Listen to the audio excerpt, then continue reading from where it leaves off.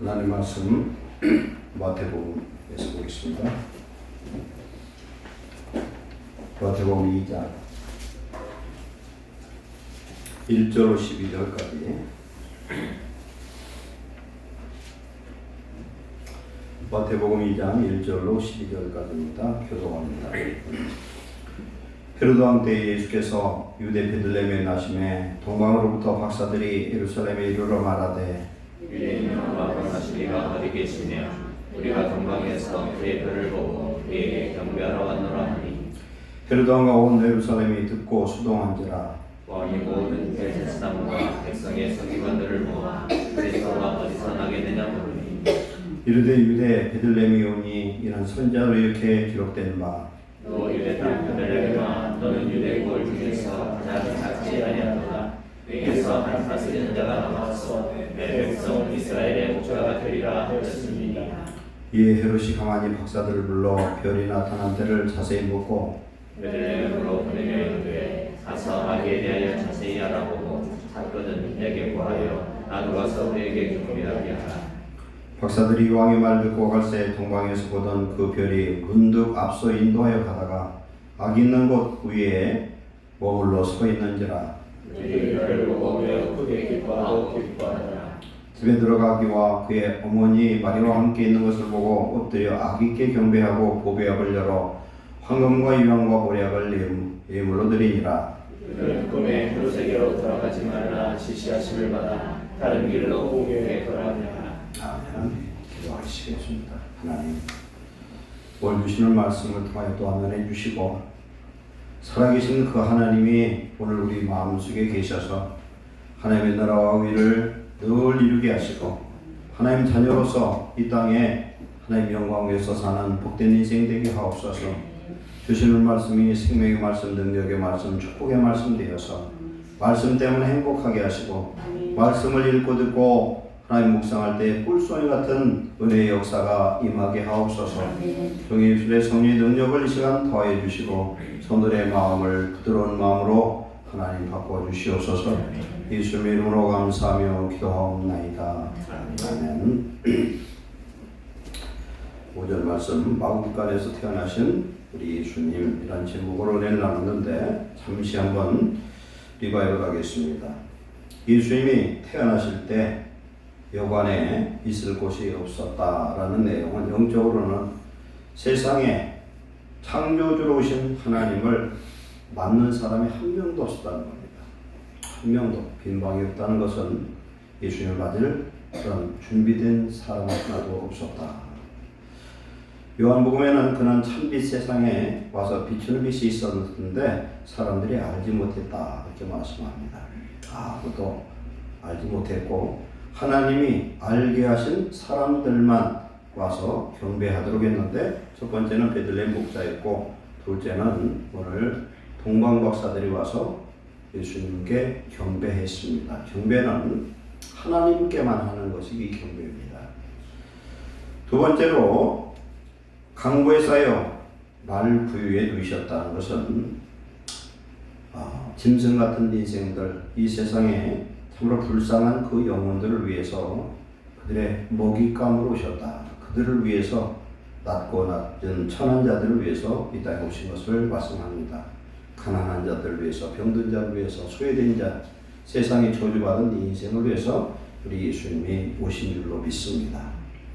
세 번째로 우리 예수님은 하늘 보좌를 버리시고 이 땅에 오셔서 우리 낮은 자를 위해서, 우리 가난한 자를 위해서 부유케 하시고 정의케 하셔서 예수 그리스도를 마음에 영접한 하나님의 자녀로 삼으면 이제 우리로 하여금 아들의 영 성령을 주셔서 아들의 삶과 아들의 그 존귀한 축복을 우리에게 주신 줄 믿습니다. 이제 우리는 우리의 생각과 말을 바꾸고 하나님 자녀로서의 그런 자존감과 그런 언어를 사용하고 우리 입술로 선포하는 축복자 되시기를 축원합니다. 오늘 말씀 들어가기 전에 생각났을 때 미리 광고 좀 합니다. 수요일, 금요일 찬송을 우리 임 집사님하고 전 집사님이 서로 상의해서 다음 해부터는 찬양을 좀 인도를 하세요. 시간을 어떻게 맞추든 두 분이 전 집사님 수요일 하면은 금요일 날은 임 집사가 하든 서로 협의를 해서 찬송을 좀 인도하시면 본인들한테도 복이 되고 또 예배의 노래가 될 줄 믿습니다. 대형편에 맞추지 말고 하나님 예배에 그렇게 쓰임받을 때 하나님이 귀한 복을 분명히 주실 줄 믿습니다. 하나님이 하셔야 돼요. 하나님. 내가 하나님을 세상을 아무리 쫓아다니도 복이 도망가면 아무 소용없거든요. 근데 창세기 10장에 너는 복이 될지라 그랬어요. 우리 안에 복 대신 예수님이 와 계십니다. 그러면 인생의 목적, 성도의 목적은, 삶의 목적은 하나님께 영광과 찬송 드리는 거예요. 그 일을 감당하면 하나님 다 주십니다. 천지 만물을 창조하신 하나님이 우리 속에 오셔서 우리 안에서 영광 받으시면, 예배를 통해 영광 받으시면 그런 사람을 세상에서 하나님의 자녀로 영광 받게 하시는 게 하나님의 뜻인 줄 믿습니다. 두 번 상의해가지고 못 얻었으면 못 얻었다고 얘기하시고 할 수 있으면 할 수 있다고 저한테 전화를 유전불자를 주셔서 신년에 그렇게 하시면 좋을 것 같습니다. 어쨌든 교회가 조금 더 안정이 되면은 찬양사역자 하나 세우려고 해요. 젊은 사람으로. 근데 두 분은 충분한 은사가 있으니까 그걸 찬양하니까 우리 전 집사님은 찬양을 해야 사는 사람이야. 우리 전 집사님은. 아멘? 찬양해야지. 찬양하면 하나님이 먹을 것 입을 것 다 책임지실 줄 믿습니다. 하나님이 모든 걸 책임져 주셔야 돼요. 그렇게 하시고 오늘 말씀 들어갑니다.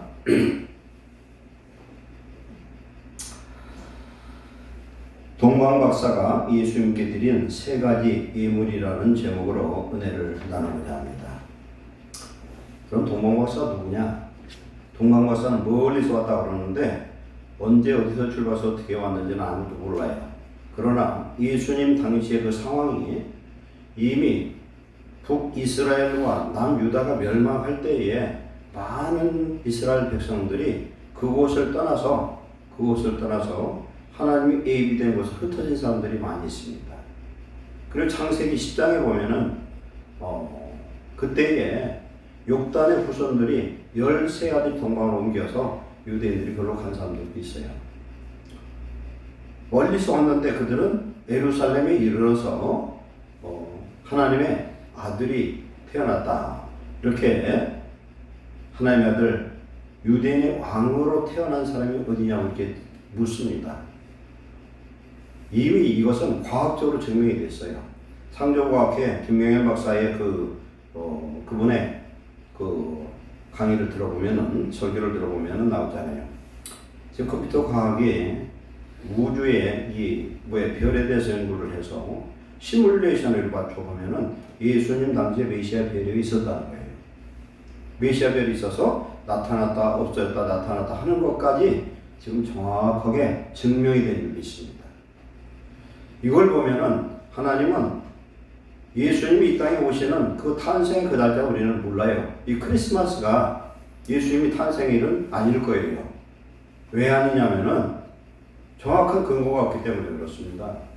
그래서 세상 사람들은 이렇게 또 얘기해요. 이 크리스마스는 태양신이 태어난 날인데 예수님의 탄생일로 하는 건 부적합하다는 거거든요. 그럴 수도 있습니다. 그러나 우리는 알 수는 없지만 예수님이 탄생하신 그날을 기념해서 우리는 25일을 성탄절로 드리는 것이기 때문에 이거 잘못된 건 아니에요. 태양신을 섬기는 날을 우리 섬기는 게 아니라 예수님 오셨을 걸로 생각하고 이 날을 모든 전 세계 성도들이 예배를 드리는 거거든요. 그러나 이 별자리나 이런 것을 통해서 찾아본 그 날짜는 이 날은 아니더라고요. 이 날은 아닙니다. 그래서 그 날짜가 또 정확하다 그 날이라고 할 수는 없기 때문에 그것이 중요한 것이 아니라 가장 중요한 건 예수님이 메시아로서 이 땅에 오셨다는 겁니다. 동방박사 세 사람은 제가 볼 때는 많은 목사님들이 지금 생각하는 건 뭐냐면 이스라엘 백성 중에 디아스포라 유대인들이 전 세계에 흩어져 있었어요. 디아스포라는 흩어진 유대인들이에요. 하나님이 이스라엘 백성들을 진노하고 심판해서 그들을 때렸더니 전 세계에 흩어져 버렸거든요. 그들 중에서 하나님의 계시를 받은 현자여 지식인이요 선지자 중에 부름받고 와서 예수님께 경배를 하고 예물을 드리고 그가 메시아인 것을 증거한 사람인 것은 확실한 줄 믿습니다. 그래서 성경에 이렇게 기록된 거예요. 동방에서 왔다는 거예요. 그 별자리, 예수님의 메시아 별자리가 하나님이 우주와 이 세상을 창조할 때부터 계획하신 그 날짜가 그런 별들의 움직임이 정확하게 그 증명이 되는 것은 이제는 과학이 되어버렸습니다. 과학이 예수님을 이 모든 말씀을 증거하신 줄 믿습니다. 하나님이 하신 건 이건 아무것도 아니에요. 이런 일은 기적도 아니고 아무것도 아니야. 하나님이 하시려고 하면. 하나님은 무식한 사람을 통해서도 하나님의 계시를 정확하게 알려줘가지고 이런 우주적인 이야기도 세계 역사의 중요한 사항도 하나님이 말씀할 수 있어요. 그런 일에 쓰임받는 자가 축복자인 줄 믿습니다. 하나님이 쓰실 수 있는 사람이 축복이다. 예수 그리스도라고 하는 것은 예수는 뭡니까? 신약에 나타난 말세에 나타난 여호와 이름은 예수님이세요. 예수의 뜻은 여호와는 구원이시다. 즉 구원자로 오신 여호와, 하나님의 형상, 본체의 형상으로 오신 하나님, 그분은 말씀이 육신으로 오셨다는 건 하나님의 말씀에 그 예언의 말씀이 육신으로 성취되어서 이 땅에 현현한 하나님이신 줄 믿습니다. 그게 예수님이에요. 그리스도는 뭐냐면은 그리스도는 기름 부음 받은 자입니다. 기름 부음, 즉 오늘날 성령 받은 구약에 세 직분이 있는데 첫 번째가 왕입니다. 두 번째는 제사장이에요. 세 번째는 선지자예요. 이 예물들은 왕 대신 예수 그리스도, 유대인의 왕이라고 하지만 유대인의 왕이 아니라 온 세상 온 우주의 왕 대신 메시아 대신 예수님을 말씀하는 것이고, 두 번째 이 제사장은 어떤 제사장이냐? 히브리서는 큰 대제사장 이렇게 표현하고 있습니다. 사람으로 오셨으나 하나님 자체이신 창세기 14장에 아브라함이 살렘의 왕으로 오신 멜기세덱에게 뭘 드리냐면 11조를 드립니다. 그리고 그는 떡과 포도주를 아브라함에게 먹입니다. 떡과 포도는 성찬에 예수님의 살과 피를 의미합니다.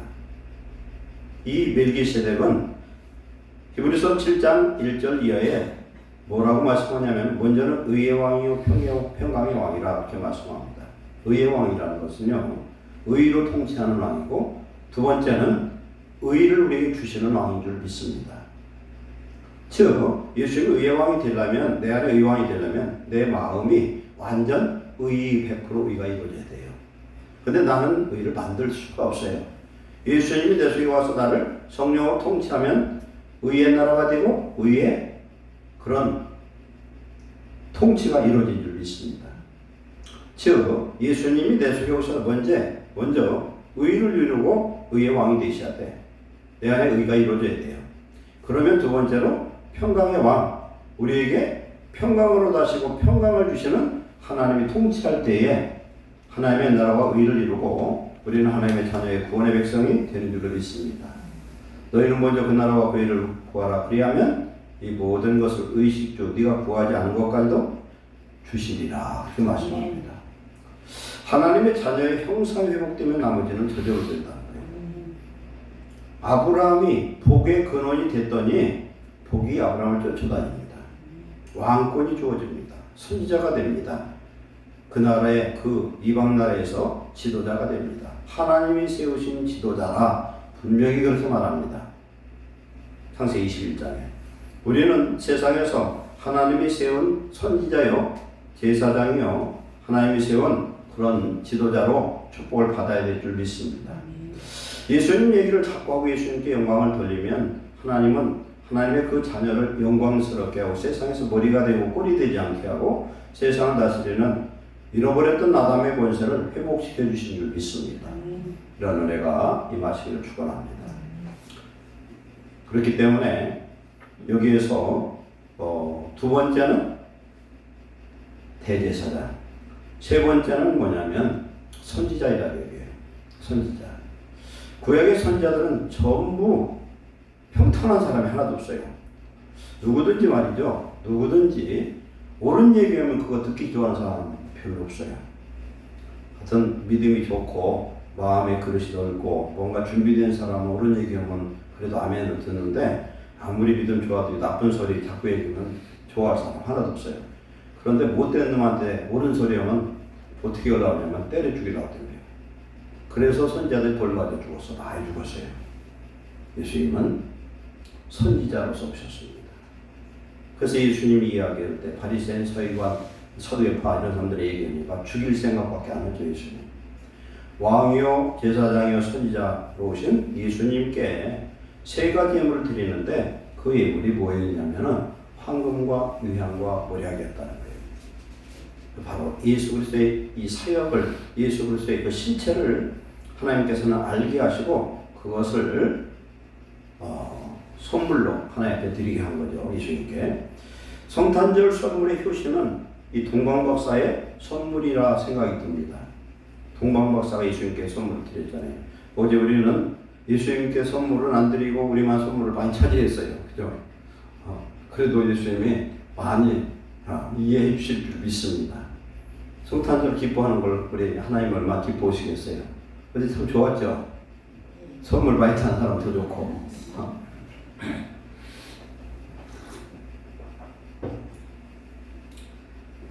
리빙스턴이 하나님 앞에 선교 헌금을 드리는데 헌금 쟁반 위에 자기 몸뚱아리 갖다 다리를 갖다 얹어버렸잖아요. 근데 자기가 선교사로 가서 위대한 역사를 아프리카에서 했습니다.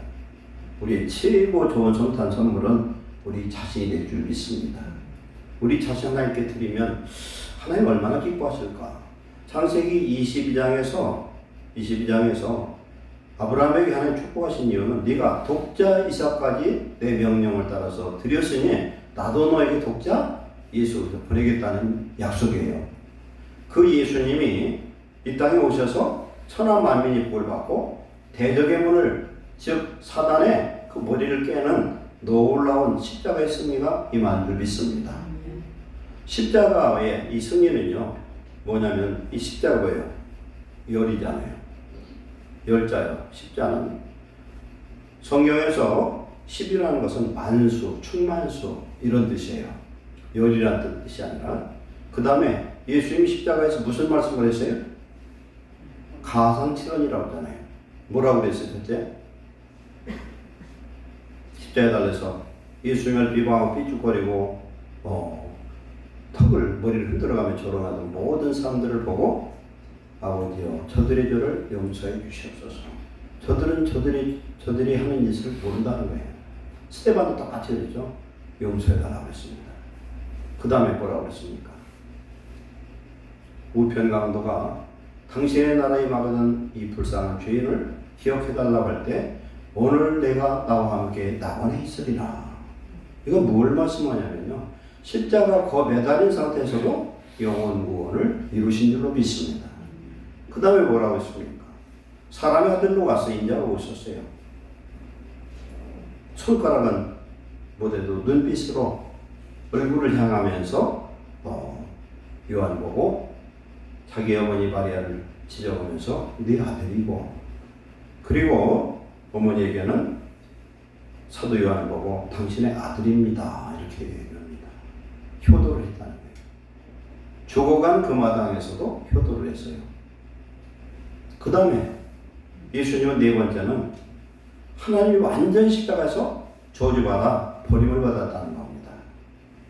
엘리 엘리 라마 사박다니 어찌하여 나를 버리시나이까. 우리 죄 때문에 예수님 십자가에서 인류의 모든 저주를 다 뒤집어 쓰고 물과 피를 흘리고 거기서 죽으셨습니다. 그러면서 내가 목마르다 하는데 포도즙을 마시지 않았습니다. 왜? 온전한 인생의 목마름을 전체 예수님 거기서 다 대신한 줄 믿습니다. 그래서 우리들이 인생의 목마름을 주님께 구할 때 주님이 해결해 주시는 줄 믿습니다. 우리는 문제를 갖고 주님 십자가 앞에만 내리면 100%, 1000%, 1000% 해결되신 줄 믿습니다. 이걸 붙들고 불평하고 원망하고 걱정하고 막 이래 싸서 문제지, 어떤 문제든 예수의 십자가 앞에 내려놓고 수고하고 무거운 짐 다 내려놓고 주님과 함께 멍에를 지고 가면 그 짐은 가벼워지고 우리의 모든 짐은 주님이 해결해 주실 줄 믿습니다. 우리의 목마름을 주님께 말할게요. 우리의 영적인 배고픔은 생명의 말씀 먹으면 되고요. 우리의 영혼의 목마름은 뭡니까? 성령 충만 받으면 다 해결될 줄 믿습니다.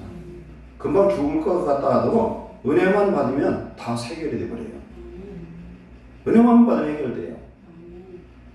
하나님의 말씀을 물로 표현하죠. 성령은 생수로 표현합니다. 왜 그런 줄 아세요? 하나님의 말씀을요, 성경 신구약 말씀을 안 믿는 불신자들도 이걸 전부 외우는 사람이 많아요. 근데 그 사람은 그냥 그래요, 그 사람은. 근데 성령으로 역사하는 이 말씀은 생명의 말씀, 꿀소리보다 더 많은 말씀. 이 말씀은 우리의 생명의 양식이 될 줄 믿습니다. 이 말씀으로 마귀를 때려잡을 수도 있고요. 이 말씀으로 기도할 수도 있고, 이 말씀에 소망을 두고요. 이렇게 들었습니다. 그리고 또 뭐라고 했습니까? 내가 다 이뤘다는 겁니다. 뭘 이뤘어요? 인간의 모든 죄값을 청산했다. 깨끗이 청산한 줄 믿습니다. 그럼 누가 이 죄의 청산함을 받았느냐? 예수 그리스도를 구주로 믿고 예수님과 함께 십자가에 못 박혀 죽고 내 자아가 죽고 그 예수님이 성령으로 오늘 우리 속에 오셔서 나의 주인 되신 사람이 그런 구원을 받은 축복자인 줄 믿습니다. 우리는 여기서 지금 온전치 못해서 그렇지 우리는 구원받은 하나님의 자녀인 것을 믿습니다. 그 다음에 뭐라고 그랬어요? 아버지여 내 영혼을 아버지께 맡기나이다. 그걸 분명 딱 하고 나서 일어난 것은 무엇이 일어났어요?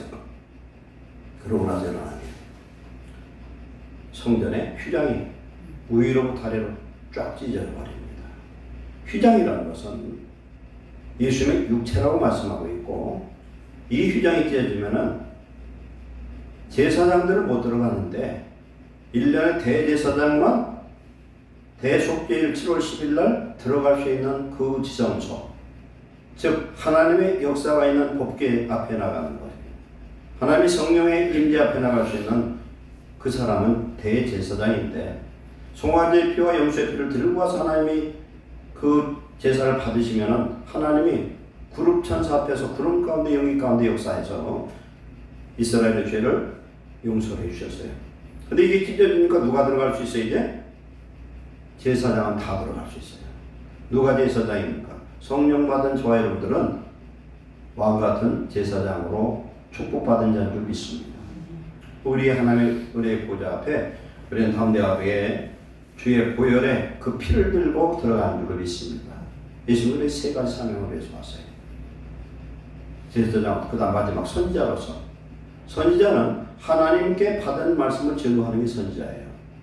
하나님의 말씀을 증거하는 거에 듣든지 말든지 안 듣는 사람한테 전하면 그들이 돌로 치고 칼로 찔러 죽이죠. 선지자는 그런 사람이에요. 예수님이 그래서 죽으신 겁니다. 예수님이 성전에 가서 예루살렘 성전 가서 성전에 장사하는 사람들 다 뒤집어 엎고 내쫓고 막 그랬어요. 그랬더니 그때부터 예수님 죽이려고 하고 작정하고 대립니다. 성경 초반에 보면은 명절날 이렇게 하면 안 된다고 하다가 예수님이 성전을 정하는 그걸 보고서 죽이려고 작정하고 된 거예요. 그래서 예수님을 죽였어요. 예수님을 죽였습니다.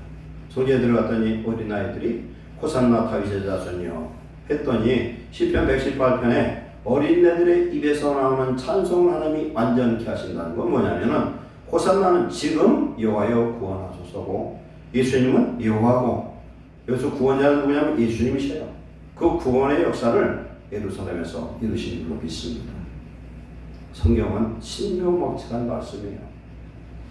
오늘 주신 이 말씀 속에서 동광 박사가 드린 세 가지 예물을 한번 깊이 영적으로 생각하고 은혜 받고 저와 여러분도 동광 박사처럼 세 가지 예물을 드려서 하나님을 기쁘시게 하는 아름다운 축복자 되시기를 축원합니다. 첫째 황금입니다. 황금은요 당시 어디에요? 그 지역 뭐라고 합니까?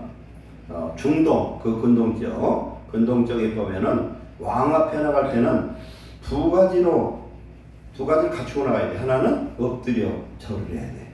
왕 앞에는 무조건 엎드려야 돼. 두 번째는 황금을 예물로 바쳐야 돼. 황금을. 즉 예수님은 왕이라는 겁니다. 어떤 왕이냐? 만왕의 왕인 줄 믿습니다. 장로교를 창시한 존 칼빈은 말합니다. 황금은 그리스도의 왕권을 상징한다 이렇게 표현하고 있습니다. 그건 칼빈만 얘기 아니라 이건 영적으로 맞는 얘기입니다. 황금은 예수 그리스도의 세 가지 직분 왕, 제사장, 선지자가 돼서 왕직을 뜻합니다. 예수님도 황금을 드리는 것은 예수 그리스도를 이 땅에 오신 왕으로 인정하는 것입니다. 그리고 그를 왕으로 섬기겠다는 신앙의 고백의 표현입니다. 예수님은 우리에게 왕으로 오신 줄 믿습니다. 우리는 그의 백성입니다. 예수님 우리를 통치하는 왕이시고 그래서 이들이 뭐라고 하냐면 유대인의 왕으로 오신 분이 어디 있느냐 이렇게 말씀합니다. 그런데 유대인의 왕은 어디에서 나와야 돼요? 베들레헴에서 나와야 됩니다. 이때에 서기관이라는 사람을 물어봤더니 누구라고 그럽니까? 바로 베들레헴에서 나올 것이다. 그런데 하나님이 이 말씀 뒤에 보면은 하나님의 천사가 이들에게 그들 헤롯 왕을 만나지 말고 각자 자기 길로 가라 볼 때에 왕이 속은 것을 깨닫고서 그때 베들레헴 주변에 있는 아이들을 2살 좌우편을 다 죽여버렸어요. 2살 이하를. 왜? 별들이 나타난 그때 그 별들은 메시아의 별을 보고 찾아왔으니까 그때 예수님이 태어났을 거로 생각하고 다 죽여서 베들레헴에 어떤 역사가 나타나면 라헬의 통곡이 일어났다. 라헬은 누굽니까? 야곱의 둘째 부인이잖아요. 야곱이 라헬을 엄청 사랑했어. 그런데 야곱이 저 바다나면서 돌아오다가 베냐민을 낳고 어디서 죽었냐면 베들레헴에서 죽고 거기에 묘를 삼았어요. 그러니까 그게 슬픔의 장소예요. 또 두 번째는 뭐냐면 이 베들레헴은 라헬이 슬퍼하며 울었다는 것은 그 지역은 므낫세 지파의 땅이었어요. 원래는 베냐민 지파.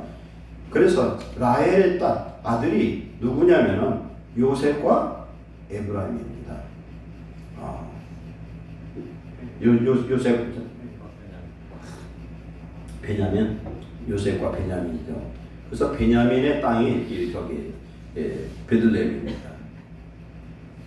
이스라엘의 침범을 받으면요, 항상 이들이 지금 문제가 되죠. 왜냐하면 국경 변방에 있는 그 지역, 즉 므낫세와 에브라임의 그 지파, 그 지역이 변방 땅이다 보니까 많은 라헬의 후손들이 잡혀갈 때 어머니들 통곡하던 그런 곳이 바로 그 지역이다. 베냐민 땅이다. 에브라임의 땅이라는 걸 우리가 알 수가 있습니다. 그래서 우리 예수님이 이 땅에 오셔서 왕으로 오셨다는 사실입니다. 그렇기 때문에 예수님께 이 예물을 드리는데 황금은 즉 왕으로 인정하고 드렸다는 것을 우리가 알 수가 있습니다. 우리들은요, 예수님 오시기 전까지는 우리는 마귀에 사로잡혀 있던 마귀의 종들이었어요. 그런데 이제 예수님을 믿고 예수님이 이 땅에 오심으로 말미암아 하나님 나라의 백성이 되고 하나님 나라의 자녀가 되는 그런 자유자로 축복하신 줄로 믿습니다. 진리를 알더니 예수님을 아는 자마다 이제는 자유케 되는 진리 안에 자유하고 자유의 아들이 되는 축복을 얻게 된 줄로 믿습니다. 이제 예수님 우리의 왕이 되셨고 이제 주님을 믿는 성도는 마귀의 다스림을 받지 않고 오히려 마귀의 어둠의 세력을 내쫓을 수 있는 주님의 영적 군사여 하나님의 아들 된 것을 우리는 감사해야 됩니다. 이 모든 시작이 주님의 성탄으로부터 시작됐다는 겁니다. 이 성탄절은 우리에게 큰 축복의 날인 줄 믿습니다. 황금에는 세 가지 특성이 있어요. 첫째는 황금은 으뜸성이 있는데 뭐냐면 금속 중에 최고예요. 즉 왕 중에 왕 되신 예수 그리스도를 그리고 임금의 머리 되신 예수님을 표현하고 있습니다. 두 번째는 불변성이에요. 금은 변질이 안 돼요. 금도 변질이 안 되잖아요. 그것처럼 예수 그리스도는 영원히 변치 않는 우리의 왕이 되심을 믿으시기 바랍니다. 우리의 영원한 왕. 히브리서 13장 8절에 예수 그리스도는 어제나 오늘이나 영원토록 동일하고 변치 않는 하나님이신 줄 믿습니다. 우리는 수시로 변질돼요. 그러나 예수님 우리 속에 오신 우리는 변질되지 않는 하나님의 아들로 자녀로 축복받는 줄 믿습니다. 세 번째 황금은 보배성이 있어요. 뭐냐면은 예수 그리스도는 우리에게 가장 귀한 보배가 되신 줄 믿습니다.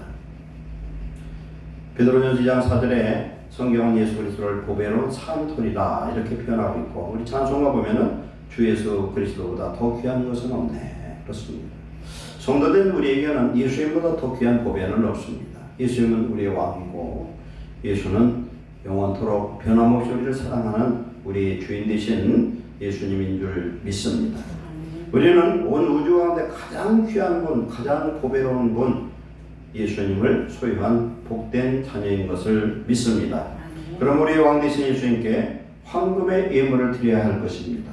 우리의 가장 귀한 것도 드릴 수 있는 사람, 이런 사람이 축복인 줄 믿습니다.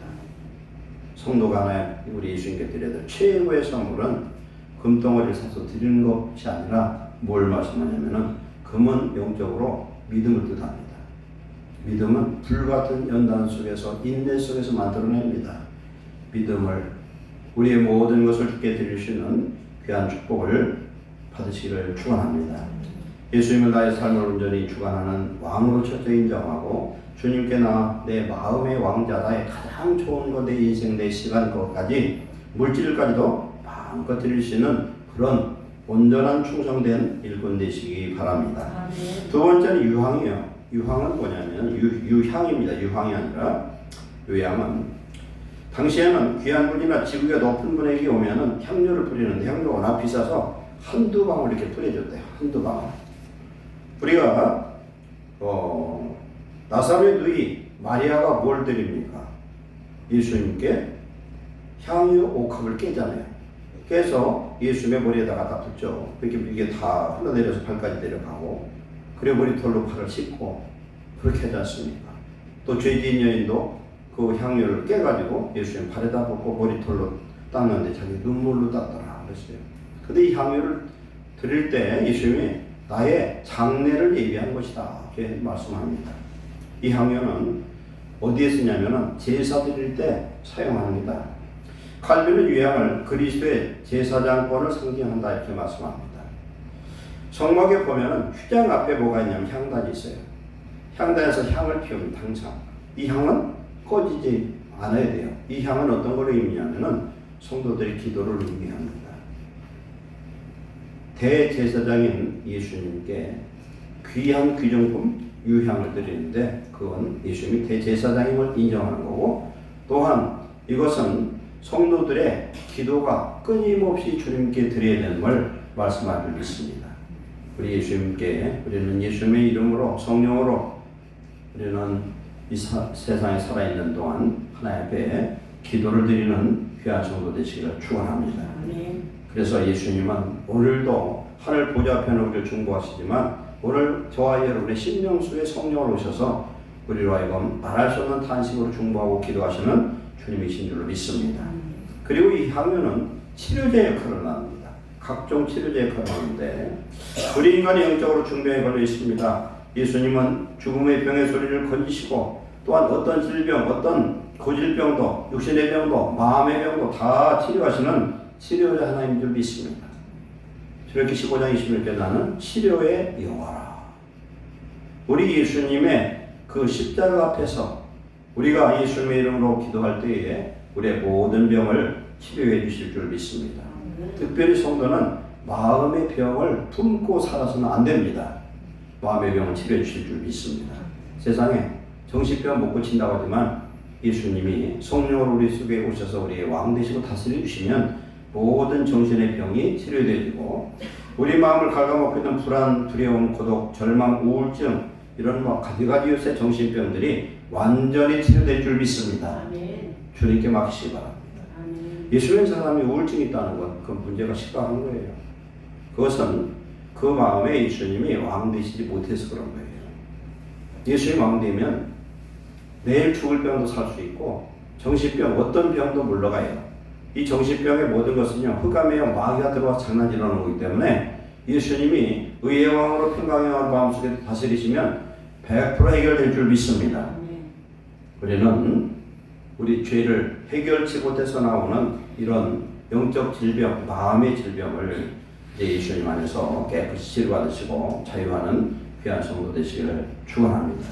우리의 모든 짐을 대제사장 예수님께 다 맡겨버리고 우리 죄를 자백하고 우리의 연약함도 고백하며 하나님께 맡길 때 하나님께서 우리의 모든 것을 치료하시고 채우실 줄 믿습니다. 세 번째 모략. 모략은요, 예수님 장사진에 모략이 들어갔거든요. 이 모략은 헬라어로 소모나예요.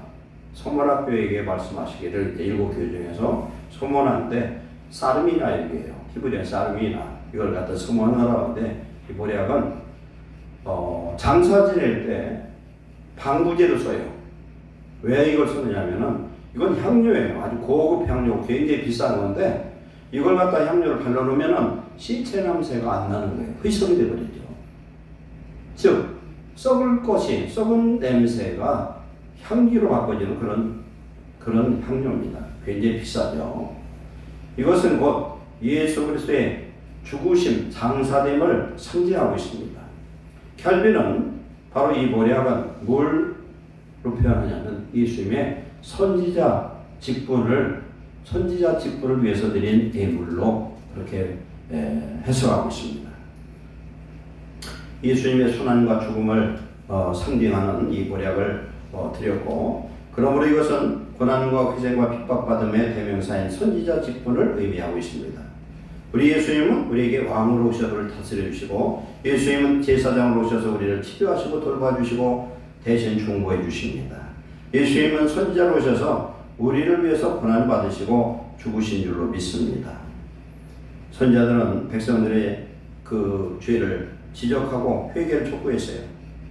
그렇기 때문에 선지자들은 백성들의 뜻보다는 하나님의 뜻을 선포하다가 목에 갇히기도 하고 돌에 맞기도 했습니다. 선지자 이사야는요, 한 60년 이상 선지자 사역을 감당하는데 그는 왕족이었거든요. 근데 그는 하나님의 말씀을 증언하다가 히스기야 아들 므낫세한테 톱으로 키워서 죽었어요. 예레미야는 어떻게 했습니까? 예레미야서 예레미야 애가를 보면요, 예레미야가 얘기하는 소리를 듣지도 않습니다. 그리고 막 죽이려고 갖다 가두고 물 없는 웅덩이에다 가두고 밥도 안 주고 그러다가 이제 예루살렘에서 멸망을 했어요. 예레미야가 예언한 대로 멸망을 했으면 이제는 예레미야 말 들어야 될 거 아닙니까? 안 듣습니다. 안 듣고 이들이 어디로 가려냐면 애굽으로 피난 가려고 그럴 때 예레미야가 막았어요. 막았더니 예레미야를 진리를 끌고 맨 때리고 돌로 던지고 막 그랬습니다. 결국은 예레미야도 돌에 맞아 죽었습니다. 주님은 바로 이러한 선지자 직분을 감당하기 위해서 이 땅에 오신 줄로 믿습니다. 한 예화를 말씀드립니다. 중앙아프리카에서 선교하던 조지 아틀레이라는 선교사가 있는데 그는 원주민 창과 몽둥이를 맞아 죽었습니다. 근데 그에게는 뭐가 있었냐면 영국제 윈체스터 연발총이 있었다고 해요. 그런데 그들을 이 연발총으로 따발총이죠. 이걸로 쏴서 죽이면 그는 살 수가 있었음에도 불구하고 그걸 사용하지 않았습니다. 왜 그러냐? 내가 저 사람을 죽이게 되면 이 마을에서 하나님 선교는 영영이 끝나게 된다. 왜 그러냐면 자기들을 죽인 자가 전하는 예수를 누가 믿겠느냐는 겁니다. 그런데 그는 총을 가지고도 개처럼 끌려가서 사지를 찢기면서 비참하게 죽었는데 그를 죽인 다음에 그에게 갖고 있는 자동 연발총이 있다는 사실을 깨닫고서 그들이 회개했다는 거예요. 우리가요, 복음을 증거하는 건 억지로 힘으로 눌러서 되는 일이 아닙니다. 우리는 이 기독교는 죽음의 종교고 부활의 종교고 우리는 낮아지고 예수 그리스도처럼 그런 삶을 살 때에 우리를 통해서 하나님의 역사를 이룰 줄 믿습니다. 예수님은 우리의 왕으로 오셨기 때문에 우리는 가장 귀한 것을 아낌없이 드릴 수 있어야 되겠고, 우리 예수 그리스도는 대제사장으로 당신이 제물이 되어서 우리를 위해서 십자가에서 대속하셨습니다. 그렇기 때문에 우리는 그 대제사장 예수님께 예수님의 이름으로 우리 쉬지 말고 기도해서 하나님의 뜻을 이루고 하나님의 역사를 이루는 귀한 하나님의 자녀 되시기를 축원합니다. 세 번째로 예수님은 선지자로 오셨습니다. 모략, 즉 죽음을 뜻합니다. 우리도 주를 위해서 죽을 수도 있는 충성된 일꾼 되시기 바랍니다. 우리가 가진 모든 건 주님이 주신 것이 이것을 아낌없이 주를 위해서 사용할 때에 하나님 이 땅에서도 귀한 것을 주시고 또한 영원한 천국을 우리를 위해서 예비하시고 축복하실 줄 믿습니다. 기도하겠습니다. 사랑하는 하나님 감사합니다. 살아계신 하나님이 오늘 나의 아버지가 되시고 우리를 위해서 죽으신 예수님이 나의 주가 되셔서 우리의 왕이 되시고 우리의 제사장이 되시고 우리 선자가 되시되 성령께서 매일매일 우리에게 성령으로 하시는 음성을 들을 수 있게 하시고 하나님의 말씀을 깨닫고 말씀에 굳건히 서서 말씀의 전신갑주를 입고 말씀을 증거할 수 있는 하나님의 자녀들 되게 하여 주옵소서. 하나님의 자녀의 권세와 능력과 자존감을 날아가시고 의의 왕 평강의 왕 되신 예수님이 우리 속에 오셔서 하나님의 나라와 의를 이루어 주옵소서. 성령 안에서 의와 평강과 희락이 넘치며 하나님을 통하여 하나님의 위대한 역사를 이루시는 예수님의 형상을 우리는 이루게 하여 주옵소서. 예루살렘에 속한 모든 성도들에게 하늘의 영권과 또한 물권과 은권과 하나님 인권 돌아가셔서 주의 능력의 자녀로 아름답게 쓰임받도록 주님 우리를 복내려 주옵소서. 우리의 왕이시고 대제사장이고 선자 되신 예수님이 올 성령으로 우리에게 오셔서 우리도 그러한 사명 감당하도록 축복하여 주시옵소서. 예수님의 이름으로 축복하고 기도하옵나이다.